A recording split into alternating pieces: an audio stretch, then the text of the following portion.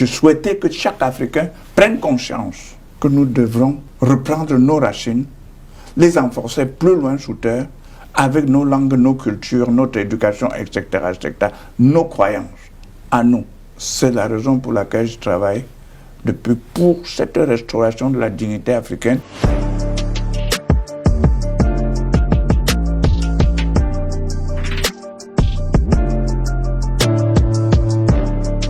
Ma vision, c'est restaurer la dignité africaine. Dans ce cas, je reste dans cette vision. Je suis africain, je me reconnais africain, j'agis en africain, je m'habille en africain, c'est la raison pour laquelle vous m'envoyez mes tenues comme ça. Je vis dans ma vision. La dignité africaine était quelque chose qui était la plus chère pour tout Africain. Regardez par exemple la recherche scientifique. Elle est quand même africaine, hein, à l'origine. Vous n'avez qu'à voir, par exemple, les pyramides d'Égypte. C'est, je ne sais pas combien de milliers d'années, c'est là, construit sans poteau. Ça ne fait pas une fierté? Regardez ce que nous étions et ce que nous ne sommes pas. Nous étions des personnes qui croyaient en un Dieu, le Dieu céleste, qui existe. Mais on nous a fait croire que ce Dieu-là n'existe pas. Et nous avons accepté. Nous avons perdu cette dignité. On nous a imposé des valeurs, de nouvelles valeurs, en disant que nos valeurs ne sont pas des vraies valeurs. Nous avons accepté. Nous avons perdu. Nous n'avons pas de langue ou presque pas de langue, puisqu'il y a quand même des pays comme le Congo, le Rwanda et en Afrique de l'Ouest, la société Peul et tout ça qui ont des langues. Mais seulement, ces langues risquent d'être relayées au second plan. Nous avons perdu tout notre être. Ce n'est pas seulement la dignité. Il est question maintenant de rentrer dans nos propres êtres pour sortir notre être qui était avant, qui était l'être digne.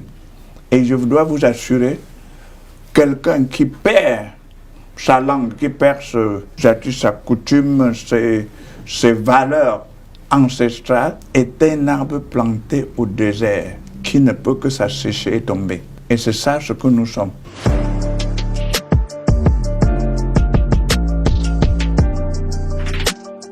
Qui suis-je? Oui. Est-ce que je suis encore l'Africain d'hier? Est-ce que je suis l'Africain d'aujourd'hui? Est-ce que ça ressemble à l'Africain? Est-ce que je ne suis pas un demi-Africain?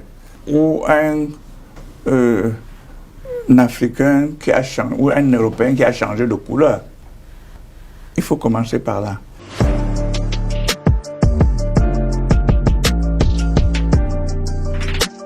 Si on va au hasard, on ne va nulle part. Je vais vous donner un exemple. Lorsqu'on a dit il faut que chaque pays ait une vision, tous les pays africains ont adopté émergence en 2020, en 2021, 2030, 2040, 2050, etc., etc. Vous comprenez bien qu'on n'est plus dans une vision. Le fait en 2010, 2050, c'est déjà avec le temps. Or, la vision ne peut pas avoir de temps. Deuxième élément, émergence. Un pays qui existe, comme le Congo qui est le vôtre, comme le Rwanda qui est le vôtre, comment il va émerger?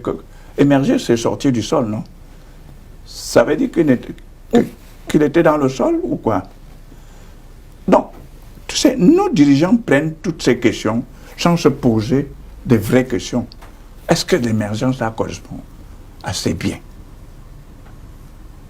Vous voyez, ils fixent des objectifs erronés que je peux appeler des ambitions, mais ils appellent ça vision. Et même dans la vision, il y a des mots simples, émergence, comme vous le posez, qui n'a aucun sens.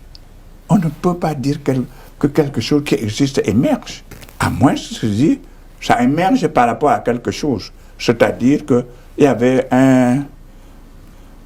un mur, et puis l'autre ressort son toit. Alors ça veut dire qu'il me faut déjà me fixer la limite avant qu'on discute.